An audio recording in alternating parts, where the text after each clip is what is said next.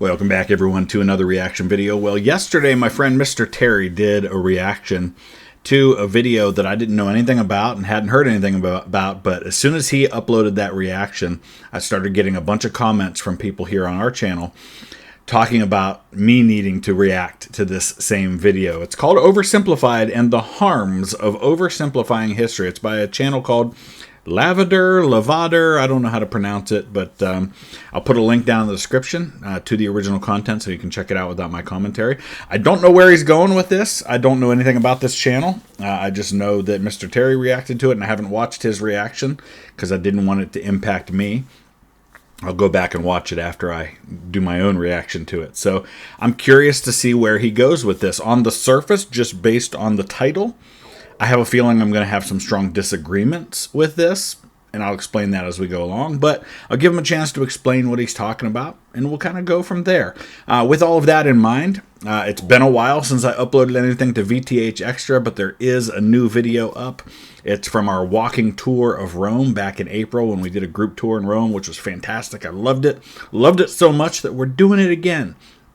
So this coming April, we're going to do another tour in Rome and Florence group tour, and I will put a link down in the pinned comment of this video, as well as in the description, to the VTH Extra video from our walking tour of Rome. It's like a 12-minute video. It's not very long, but that then will have a link to the tour if you're interested in checking that out. But let's go ahead and dive into this video.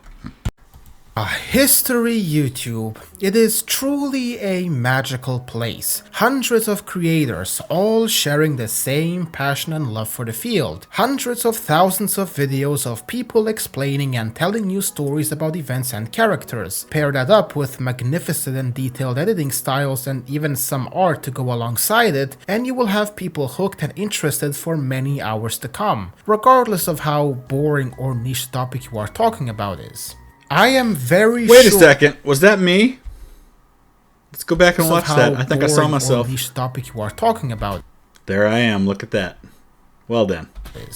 I am very sure that plenty of you recognize some of the big players on the platform. Simple History with their elegant animations and iconic voice. History Matters with his cute art style and method of explaining certain topics and questions in a very quick and elegant way. The Armchair Historian and his absolutely stunning animations and way of presentation. And who could forget Kings and Generals? The way he focuses on certain battles and wars in absolute stunning detail down to the smallest unit. Overall, all of these creators bring something unique and exciting to the table, and thanks to them, many people got more interested in this field as well. But there is one man and creator all of us know about, the man who is the absolute undisputed king of history YouTube, completely crushing his competition in every way possible.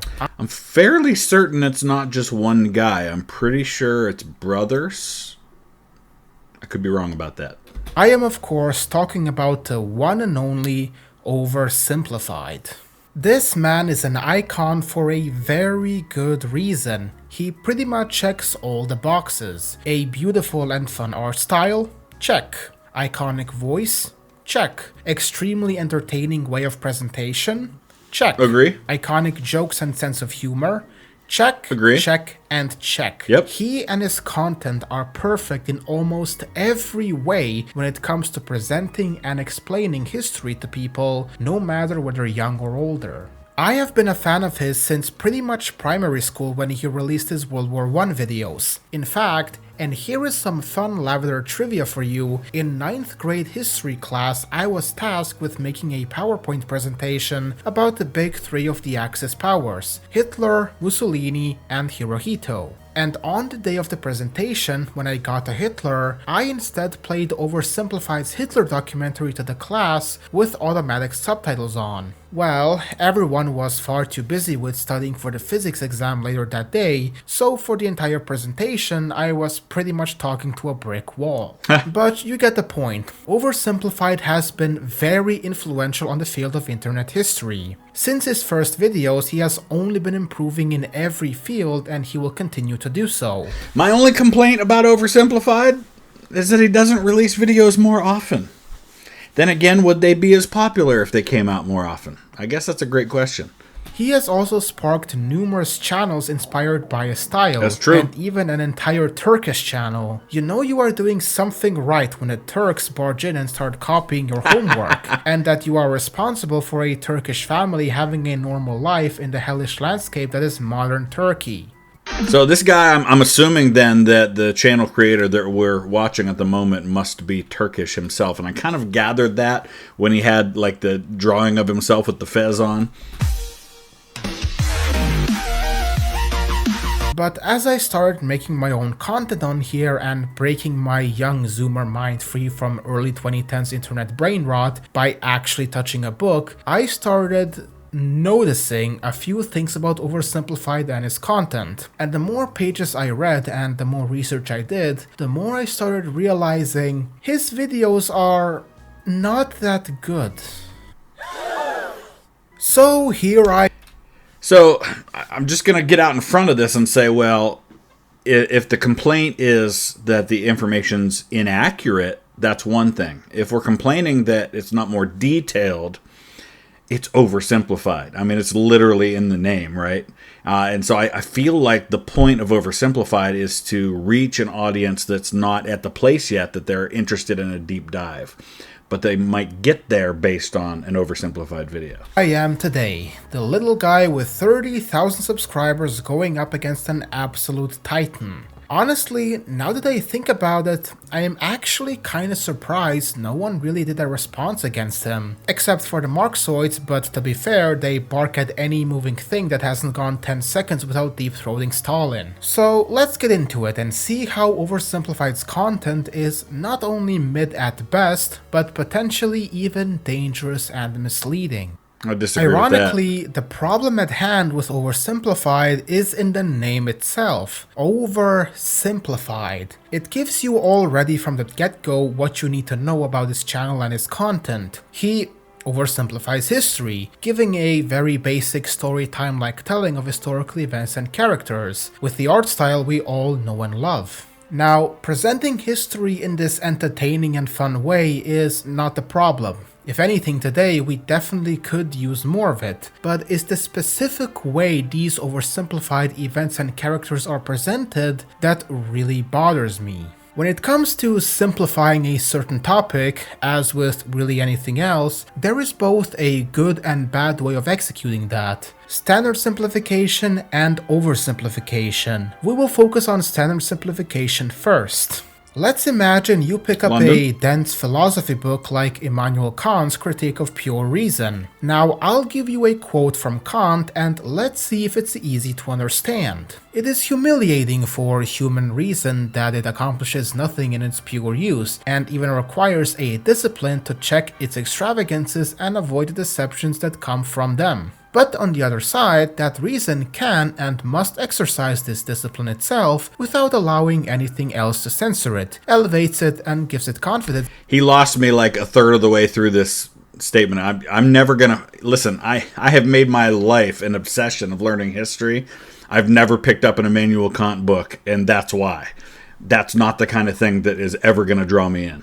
In itself for the boundaries that it is required to set for its speculative use, at the same time limit the sophistical pretensions of every opponent, and thus it can secure against all attacks everything that may still be left to it from its previously exaggerated demands. How much of that made sense at first glance? I really don't know what he said at the end of that sentence. I don't think he knows what he said either. Look. Probably not much for the average reader, and that's completely normal. So let's try to simplify it.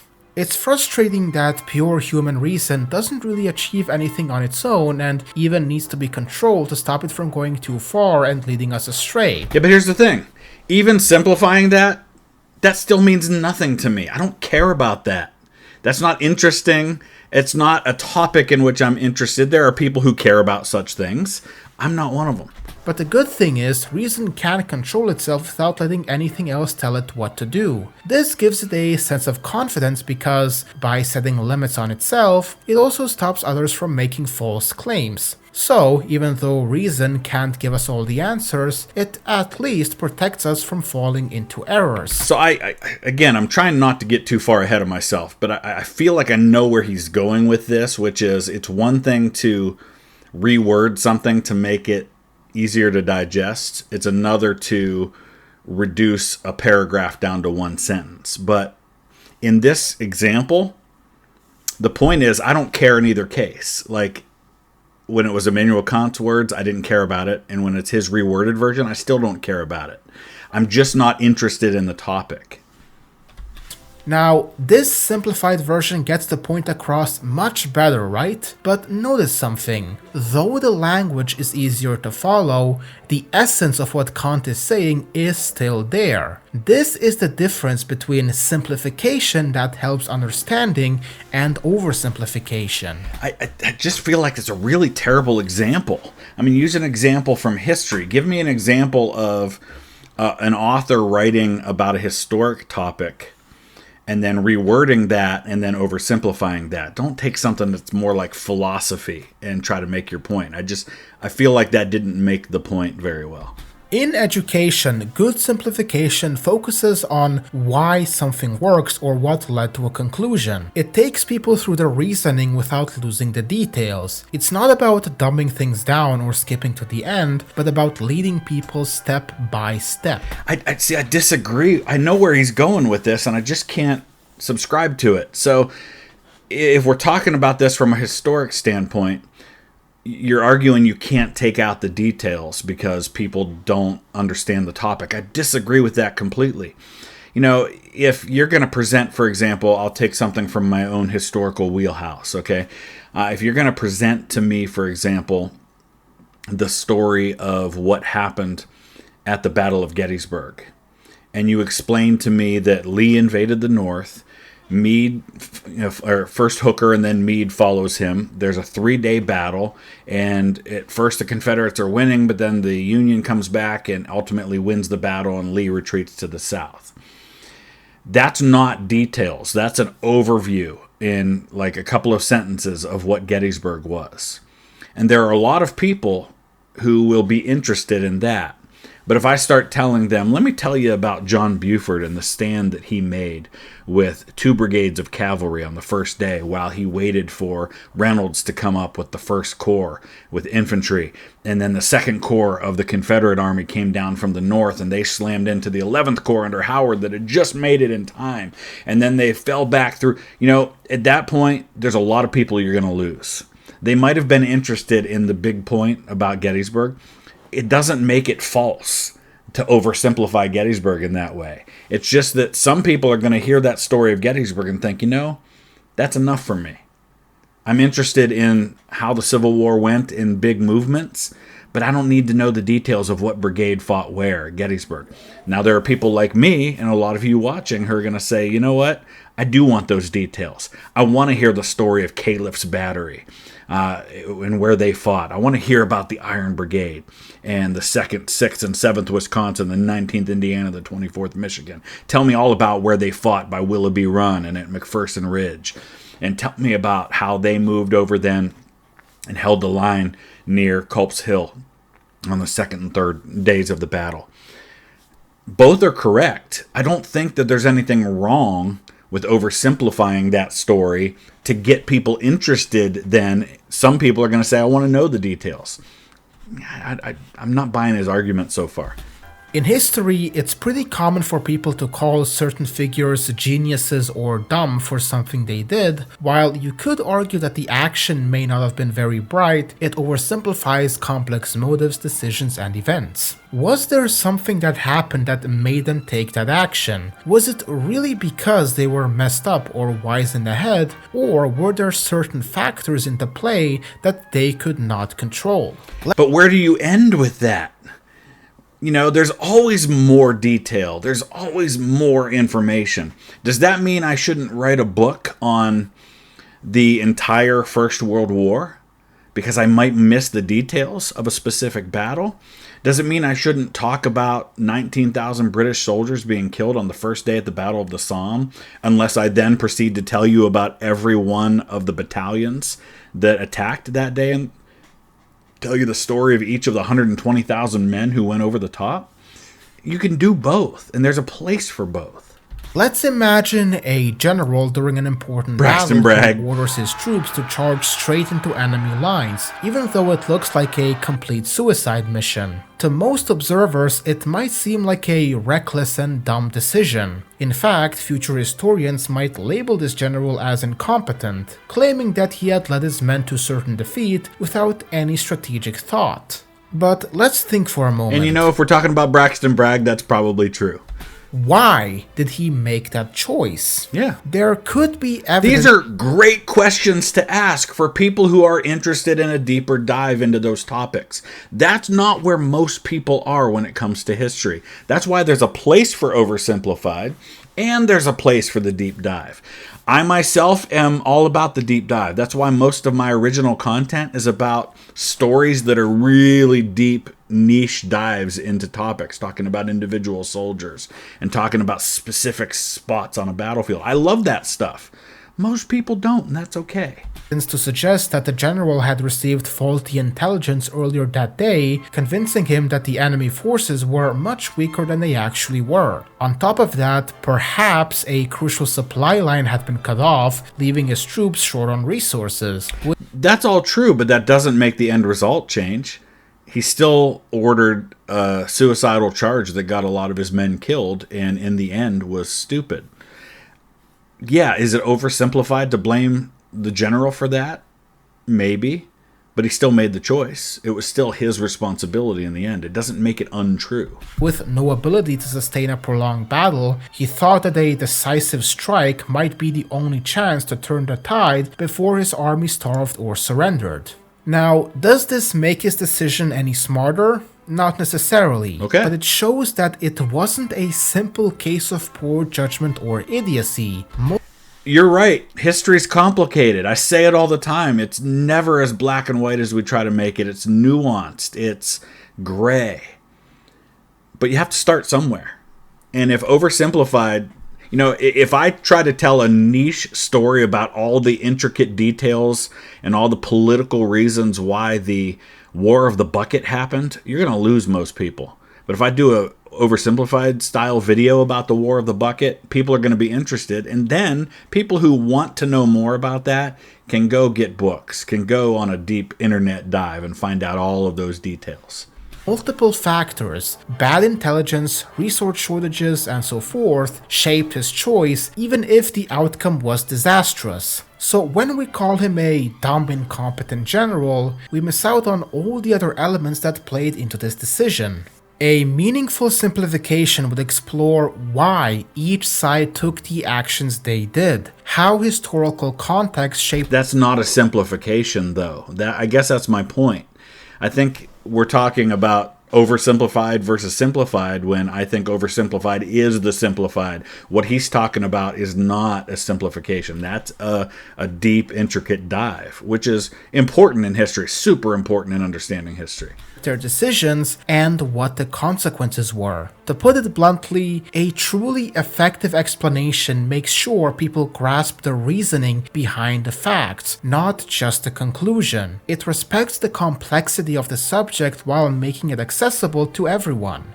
And that's where yours truly and people like me come along, where I can take an oversimplified video that's 25 minutes long and we can spend an hour breaking it down and talking about more of those nuanced areas. Truly understand history or philosophy or really any subject, we need more than just a conclusion. We need to see the path that leads us there.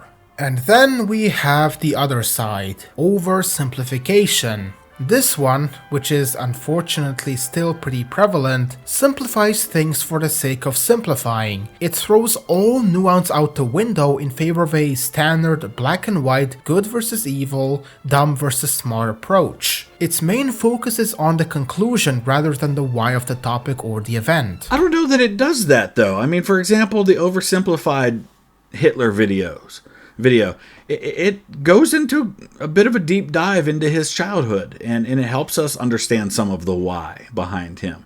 I don't think it's as oversimplified as he's implying with some of this stuff. And when the why and reasons are brought up, they are quickly skimmed through, which doesn't provide enough context to get the full picture. The issue with this approach is that, while yes, you have effectively watered down a topic to such a level that anyone can understand it, but by doing so you sacrifice any nuance and depth. And this could lead to misinterpretations or outright lies which will shape people's opinion of that field. Oversimplified is very guilty of this, and I am pretty sure a lot of you probably could count a few examples you notice from the top of your head. I most noticed these things in a series about the Russian and French Revolution. So I picked one example from his Russian Revolution video and one from the French Revolution, to just make you realize what is at play here. I could go over more, and trust me, there are plenty, but then this video would be hours long and I have a few more things to talk about. Wait, so you're saying you're oversimplifying it then, because you're not going into as much detail as you could, because you have to make choices about what you're going to include for the sake of keeping the story moving. I get it. In 1917, during the tenure of the Provisional Russian government, Alexander Kerensky, in an effort to save the army, promoted General Lavader Kornilov as chief of staff. Kornilov accepted on the condition that his army reforms would go through and that Kerensky, nor the government, would intervene in them. Now, Kerensky and Kornilov were not too fond of each other personally, but they both put aside their differences, and Kornilov swore his allegiance to the new Russia. Historian Sean McMeekin would write about this in his book on the Russian Revolution. Only after he reassured Kornilov that Kerensky had approved his army reform plan, Savinkov claimed in an interview conducted just days later, did Kornilov calm down. Nonetheless, he noted that, in parting, Kornilov, quote, bade me convey to Kerensky the expression of his satisfaction and the assurance of his perfect loyalty to the government. And then one man burst in and completely destroyed everything. Vladimir Nikolaevich Lvov. Lvov was just about to be fired from his position by Kerensky, so he wanted to give one last middle finger to his former boss. And oh boy, did he give a hell of a middle finger. Lvov traveled to Kornilov's residence and informed him that Kerensky thought of 3 options to fight the Bolshevik threat. The 3 options were Kerensky as dictator, some weird oligarchy, and option 3, Kornilov establishing a military dictatorship. And he, since he thought that his approach would be best, naturally said that he preferred option 3 as long as Kerensky was still involved in the government. Lvov thanked him for his choice and left for Petrograd to have an audience with Kerensky, and I think you can see where this is going. Корнилов пытается вас свергнуть, он движется на Петроград. Kerensky, being the paranoid guy that he was, immediately took Lvov at his word, and instead of actually trying to confirm what he heard with Kornilov himself, he immediately declared martial law in Petrograd and ordered Kornilov to be arrested for plotting to overthrow the government. And Kornilov, after... So I hope what he's going to do after this is show us how Oversimplified portrayed this exact same story, so we can kind of see... I think that's probably the point he's making here. Hearing this, gathered his men and started marching towards Petrograd. But here is the funny part. Not to overthrow Kerensky and the provisional government, but rather he believed that the Bolsheviks took over the government and were forcing Kerensky to give out these orders. So he marched towards Petrograd to end the Bolsheviks and save Kerensky. To say this whole thing was a misunderstanding would be the understatement of the century. McMeekin would write on this, believing that a right-wing military coup was imminent, Kerensky called an emergency cabinet meeting at midnight. Savinkov, to his immense credit, tried to talk him down, viewing the whole Kornilov business as a fatal misunderstanding, not a conspiracy. But Kerensky was having none of it. He proclaimed melodramatically, "I will not let them have the revolution." In a curious mirror imaging of what he claimed Kornilov was doing, Kerensky asked for, and was granted, dictatorial powers. The Kornilov affair, born in misunderstanding, was now poisoned by bad faith. After reading Kornilov's reply, Kerensky must have realized the mistake both men had made in trusting Lvov. Instead, he doubled down, accusing Kornilov in a follow-up communique of treachery. And then we know what happened afterwards. Kerensky broke the Bolsheviks out of prison to help him in stopping Kornilov. They did, and he was put behind bars. A fatal misunderstanding and miscommunication that would eventually lead to the Bolsheviks taking over. So let's see how Oversimplified portrayed the Kornilov affair. Hey man, thanks for the promotion. That was real swell of you. Of course, with you by my side, who would dare try to overthrow me? How about me? I did not see this coming. Unfortunately for Kerensky, Kornilov hated the liberal and socialist reforms of the new government, particularly the dumb socialist soldiers' committees. The army was no place for undisciplined left-wing snowflakes. Fearing a Bolshevik takeover was imminent, Kornilov ordered his men towards Petrograd to oust the Soviet and take over. Yeah. Are you starting to understand what I am getting at here? I don't. I still, and maybe because I started off just from the beginning kind of wanting to push back against this, maybe I'm over pushing back, and you guys can rein me in if you think I'm out of line here, but I don't see the problem here. The story as he presented it is absolutely important and nuanced and gives you the details. 90% of people who want to learn about the Russian Revolution aren't looking for that level of detail. The 10% who are will seek that out and will find that information. This is a gateway drug, so to speak, okay? Oversimplified is not meant to give us all the nuance. It's giving us a big picture. They're not lying. They're not presenting this in a way that's false. Is there nuance and detail that you miss out on in oversimplified videos? 100%. That's why you go deeper and you find out more. Or you watch people like me to break it down. Actually, I will let Oversimplified take it off with the French Revolution part. Respect for the monarchy was at an all-time low, as France's finances were spiraling out of control, and the king and his aides really only had one solution to the crisis. Tax the poor. Tax the poor. We could do a sexy calendar shoot. Tax the poor. And so it was. The poor, who were already struggling to make ends meet, found themselves being taxed from every direction. And that's not all. A huge portion of the peasants' harvest had to be given up. And there was also the labor tax, where peasants were required to work a certain number of days for their local lord without pay. So, first of all, no. Louis XVI did not tax the peasants harder. In fact, one of his first measures to combat the financial crisis France was facing, together with the Controller General of Finances, Charles Alexander de Calonne, was major tax reforms, which would, among other things, get the clergy and nobility to pay more taxes to evenly distribute the burdens, and lower, eventually replacing the salt tax and other outdated taxes to Now, I will say this about this example. He's making a good point here, but I don't think it's the point he's trying to make. He's trying to make that they're oversimplifying it. I think the point he really is making here is that oversimplified is just wrong.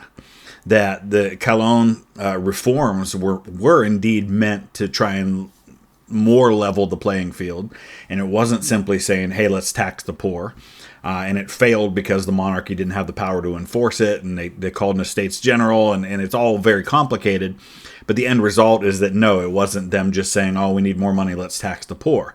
So this isn't a case of oversimplified just leaving out the nuance. It's just a case of oversimplified misrepresenting what happened. Ease the peasants' burden. Historian John Hardman, in his book about Louis, would write about how enthusiastic the king was to go through with them. Yeah. Again, Calonne stressed the need for the king's sacred word. For his part, Calonne assured his king that he would sacrifice himself without hesitation to secure success, and if the price of that success were his downfall, then he would think it one worth paying. We know that the king kept his word. Never before or since did he identify so wholeheartedly with the policies of a minister. That's a fair point. Whether the Bourbon monarchy had the strength of the Archimedean lever would soon be known. Cologne did not exaggerate when he told the notables that the king had made the measures entirely his own through the close attention he has paid to every single one of them before adopting it. So again, I'll just repeat what I said. I mean, I think the point here is that Oversimplified just presents it in a misleading way, not that it just didn't give the details. But these reforms were rejected by the Paris Parliament due to the fact that they would lose their tax privileges, and told the king that the only way to change permanent tax laws was through the Estates General, which turned into one of the main reasons why the estates were summoned. So no, Louis's only option wasn't to tax the poor, but quite the opposite. Also, about that labor tax thing, it was abolished under Louis's reign. Yeah, it ceased to exist around 20 years before the revolution, but Oversimplified makes absolutely no mention of that. I mean, some of the stuff I noticed in his Russian Revolution video just straight up borders on historical revisionism and lies. Okay, the best example of this were the protests that took place in Petrograd that kicked off the February Revolution, where 300,000 people marched in the streets. Now, the exact motivations of the protesters are kinda hard to pin down, but one thing was for certain: they were very pro-war. They believed that a German conspiracy was underway in Petrograd with the aid of Rasputin that would see Russia pulling out of the war, a conspiracy utilized by the Russian liberals during the revolution. McMeekin would write how when some... Alright, so here's my only issue with what he's saying. If you're saying on one hand, it's hard to pin down their motivations, but then here I'm going to tell you exactly what their motivations were. I don't know, how can both be true? People try to call for pacifism and anti-war sentiment, the crowds quickly tore it all down. We can only surmise what the real motivations of the protesters may have been. Most eyewitness accounts agree that anti-war sentiments were not, at this stage, prominent. Okay. The basic line taken all winter... But that does not make them pro-war. He just argued a second ago that this was a very pro-war. No, if anti-war sentiments are not at this stage prominent, that doesn't mean these people are all like jingoist and they're like, yeah, let's fight. At this point in the war, nobody was pro-war. Everybody realized that World War I was a disaster. And even the people in England who, for example, or in France, who want to see this through to victory are at this point kind of like, yeah, I just really want this war to end.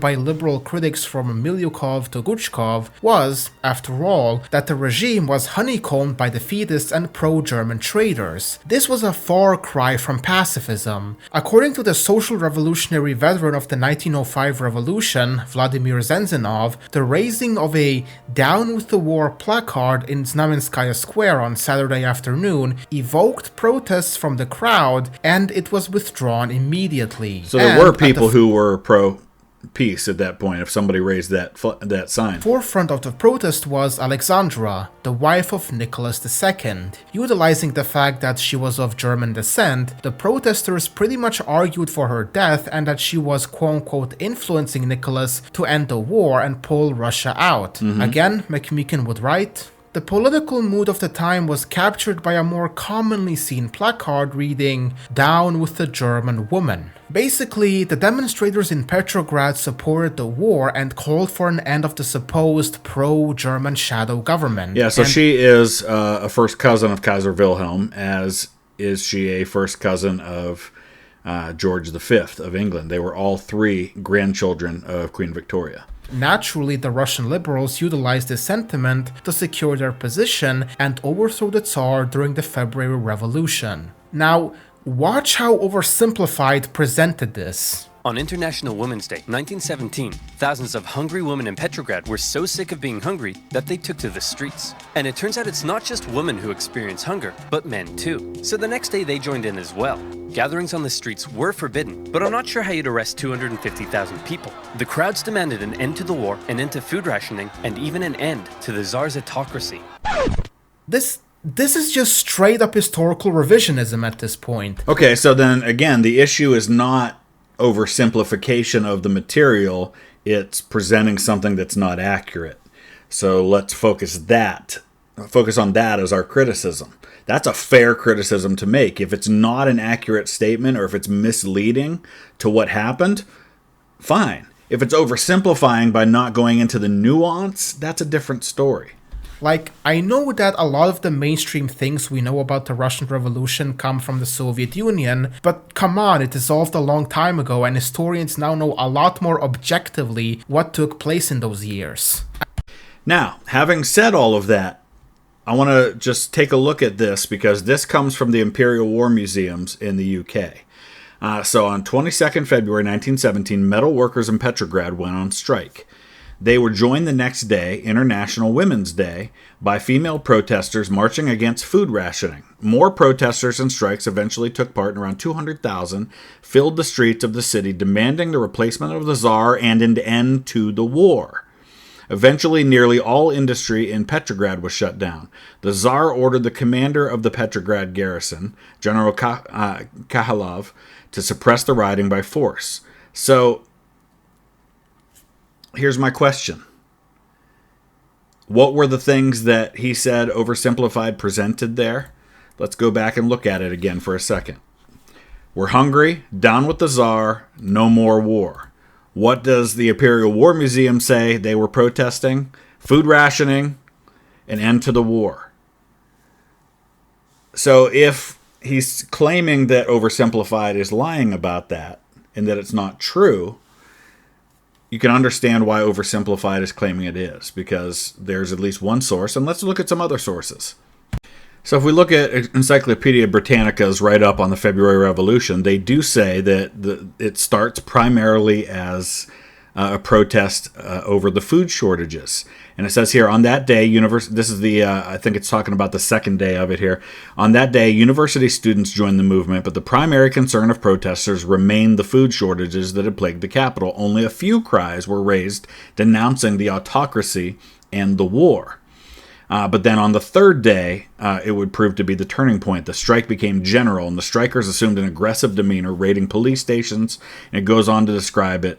And at this point, it becomes about something more, because you have the crackdown on the protests by the government, and then it becomes a protest against something more. It becomes a protest against the autocracy, against the Tsar and his leadership, against the leadership of the war.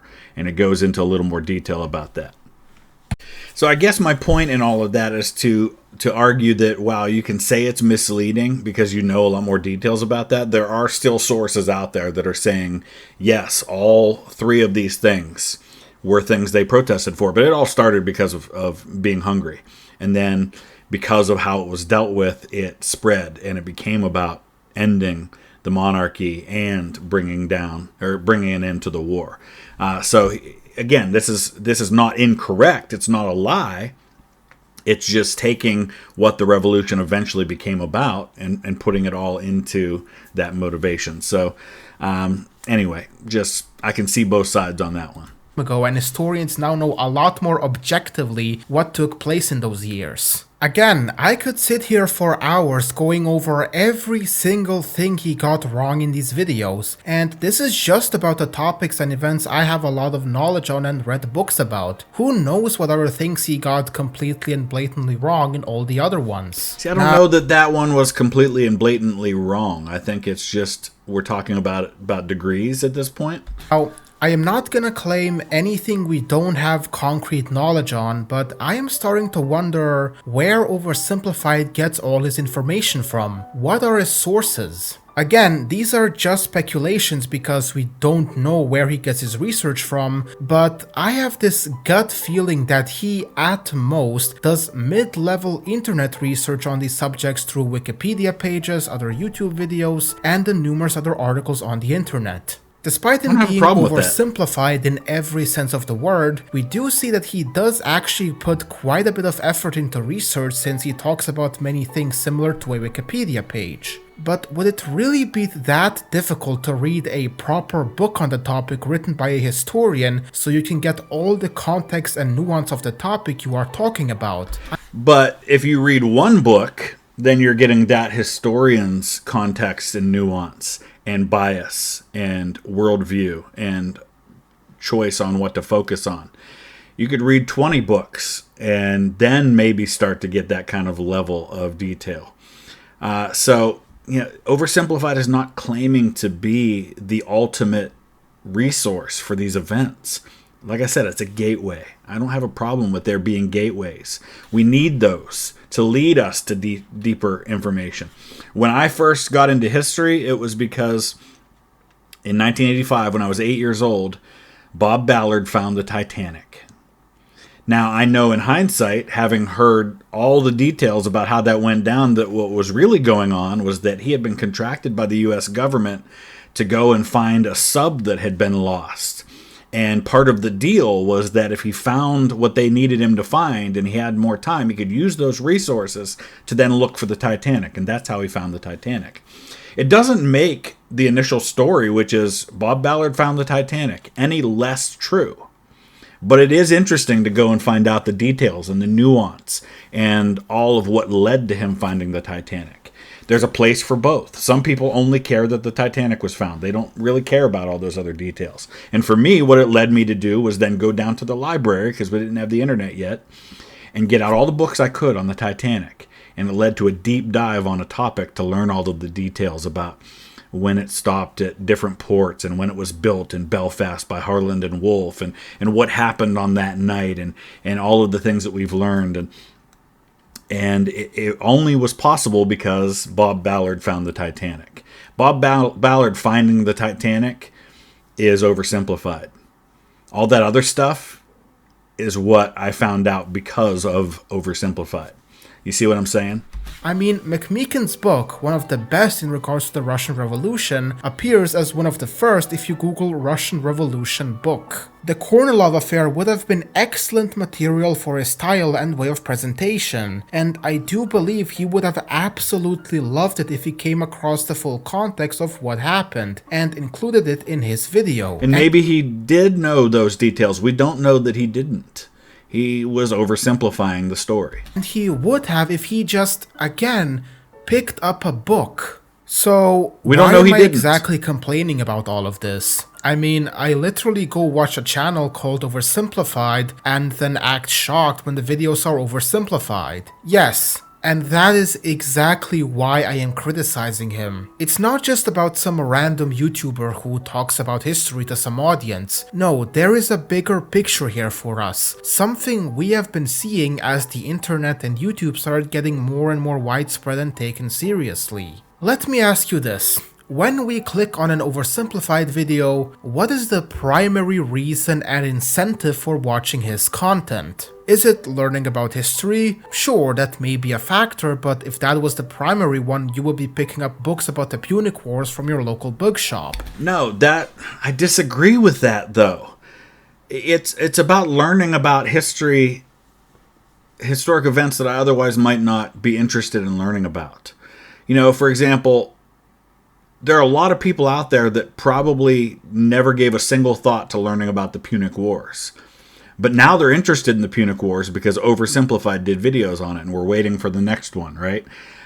So I think he opened up the door to learning about the Punic Wars because people were first fans of Oversimplified. And because he did a video on the Punic Wars, now they're interested in the Punic Wars. And isn't that a good thing? Isn't that what we want? You know, those people, many of those people probably never would have gone to the library and gotten a book about the Punic Wars. They wouldn't have been interested in that topic. They would have kept learning about World War II and the American Civil War and a couple of other topics that everybody talks about. But he made that interesting and accessible. No. The primary reason any of us watch his videos is entertainment. The animation, jokes, and his overall way of presentation is what we are truly here for. Everything else, including the information, comes second. I mean, Oversimplified could literally make a video about photosynthesis and it could still rack up tens of millions of views. Yeah. So what is the issue here? You see, when a video focuses more on the entertainment aspect, it tends to put viewers into a state of ease and relaxation, a mental state that makes it much easier for them to accept information without questioning it. Psychologically, this effect is known as the elaboration likelihood model, which suggests that when people are relaxed or entertained, they are more likely to process information through the peripheral route rather than the central route. This is a very good point that he's making, which is why it's important that the information is accurate. Now, again, this goes down to, is it inaccurate versus oversimplified? If it's just that he's oversimplifying it, fine. If he's flat out presenting something in an inaccurate way, which I think he has a fair argument with the French Revolution example that he used, then there's a fair criticism here.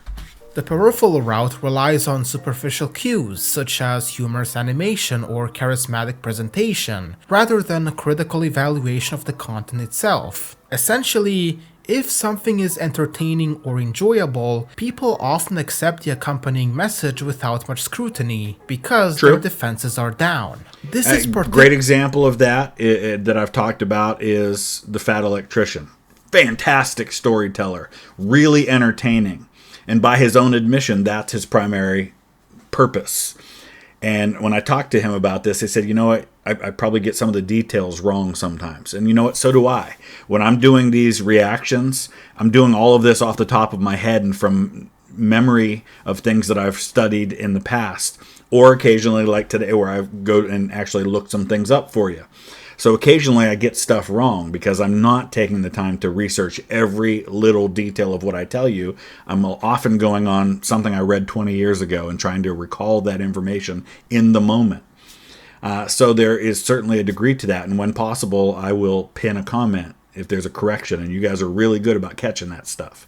When I do say something even that I miss, that I kind of that I state wrong. A couple of days ago in a video, I was talking about Oliver Cromwell, and I said Thomas Cromwell, and I didn't even realize at the time that I said it. Thomas Cromwell was a chief advisor to Henry VIII. He was actually like the great-great-uncle of Oliver Cromwell. And I said that without even really catching that I had said that. And several of you immediately pointed out, hey, you said the wrong name. You said Thomas Cromwell. You meant Oliver. And you're 100% right about that. So that does happen in some of this stuff. Particularly effective because humans are emotional beings by nature. Our brains have evolved to prioritize emotion over rationality. Emotional appeals activate the limbic system, the part of the brain involved in our emotional and behavioral responses. Yep. When a video, like those by Oversimplified, delivers information with humor, vibrant colors, and engaging storytelling, it directly taps into our emotions, making us more receptive. This emotional engagement creates a feeling of trust and familiarity, often completely bypassing our rational skepticism. In contrast, rational analysis requires effort and a state of alertness, which is pretty difficult to maintain when we're being entertained. This is why viewers may end up accepting oversimplified or even inaccurate portrayals of complex historical events, because their emotional brain is in control, not the critical rational side. As a 100% agree with everything he's saying here. Whereas I disagree with him on there being a place for oversimplified versions of history, I 100% agree with him on this, in that, and this applies to any form of entertainment, whether it's movies, books, YouTube videos, music, any of it.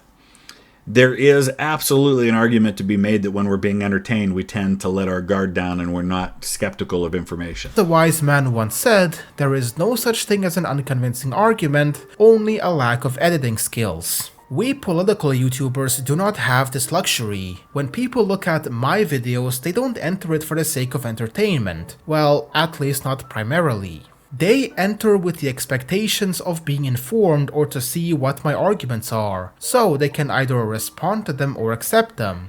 But that said, there's still an element of entertainment. If you're not entertained, if your attention is not being kept, which I guess one could argue is a form of entertaining, then you're still going to lose people. I could sit here and do a lecture on a really dry, boring historical topic. All of the information could be 100% correct, but if people aren't engaged in how I'm presenting it, that information is not going to be learned by anybody. So it's important to do both. Basically, the brain is more of in a state of alertness and pays more attention carefully to the topic being talked about. Our videos, therefore, when being watched, primarily go down the central route of information processing, with all the critical thinking attached to it. Now, is this something inherently bad? Should this way of presentation be abandoned? No, not really. In fact, I would even go as far as to promote it. The biggest perk of this way of presenting a topic is the fact, as I have mentioned, that people genuinely learn more from it rather than a bland giant history textbook that will make anyone bored out of their mind. Right. The reason why the status quo of teaching history in primary school and high school has largely remained is because it really was the best way for history to be taught to children who largely do not have such a big interest in it. Dumbing down topics and fields in black and white ways is much more easily digestible than teaching all the nuance about that topic. That is something actual historians need to concern themselves with. Okay, so what he just said there then seems to me to be an endorsement of the oversimplified model for becoming kind of a gateway drug for people into history, not a criticism of it.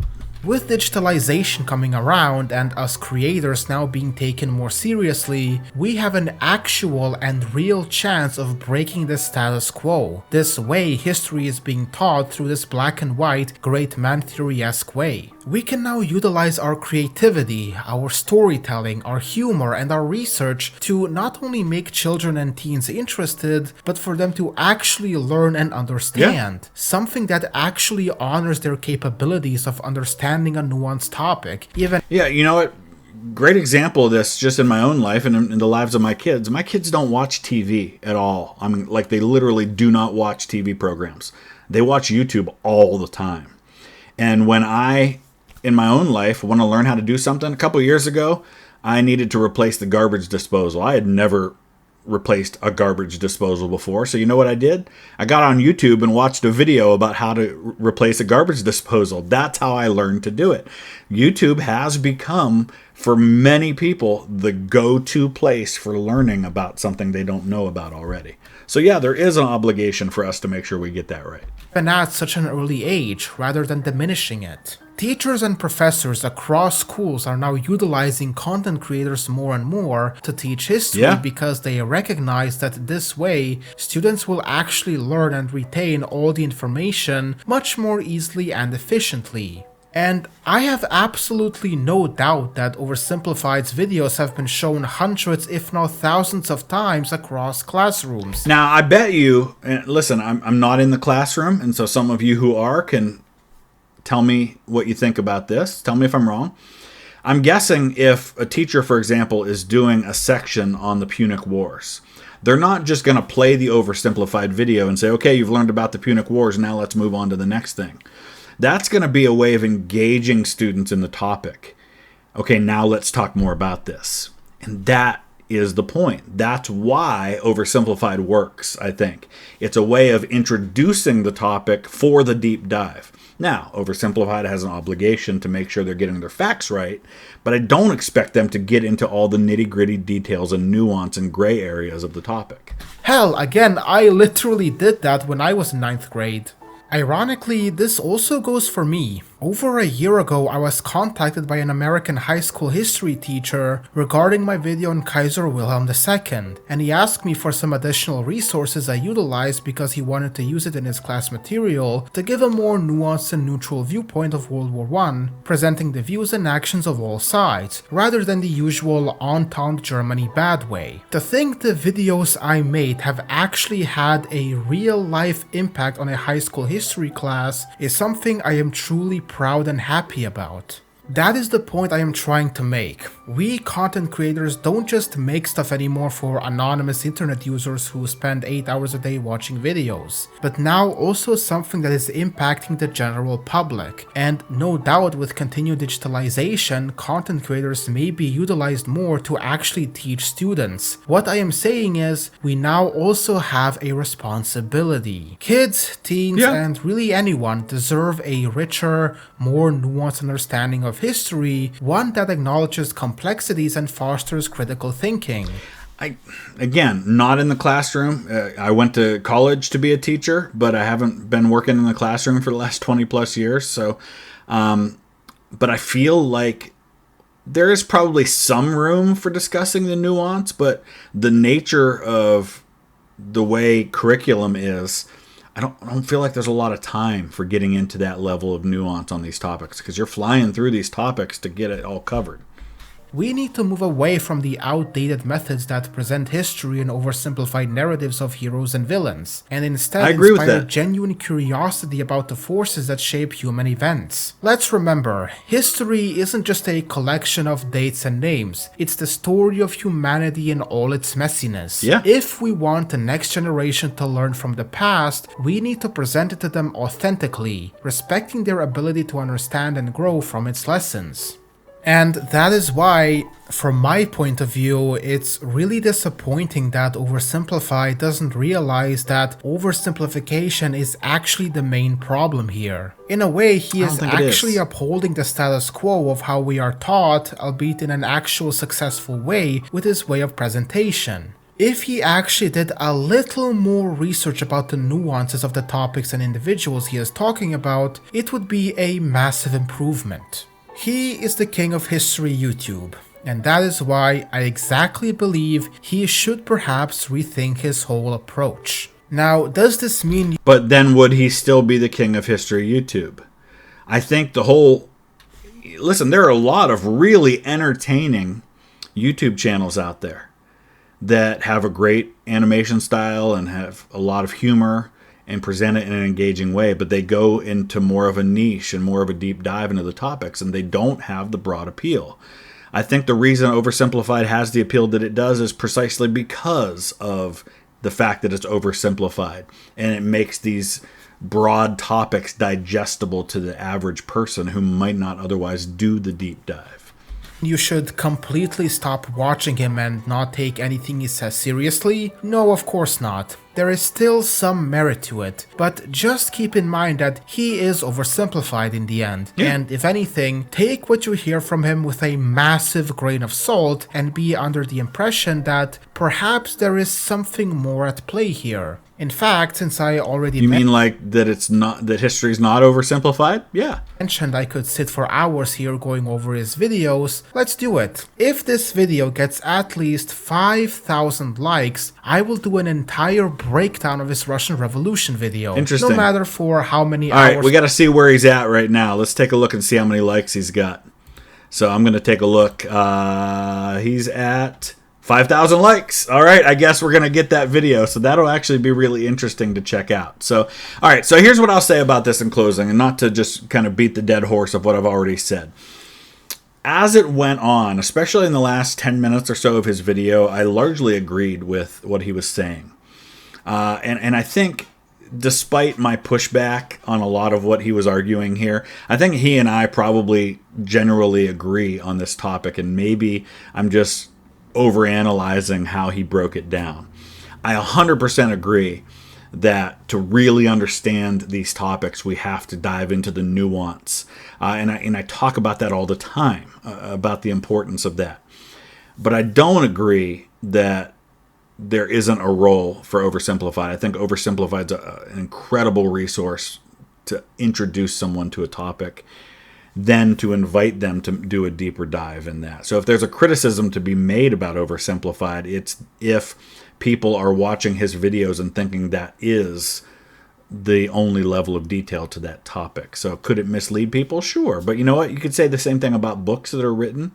Some books are overviews that only touch on the surface, and others are deep dives into those topics. And there's a place for both. And so I think there's a place for critical deep dives, and there's a place for Oversimplified. So by and large, though, I agree with what he said, and I think he has a point that is well taken about all of this, and I'm glad he made this video. So let me know what you think. Use the comment section below, and if there are other videos on his channel you think it would be interesting for me to take a look at, let me know and we'll do that. Thanks for watching.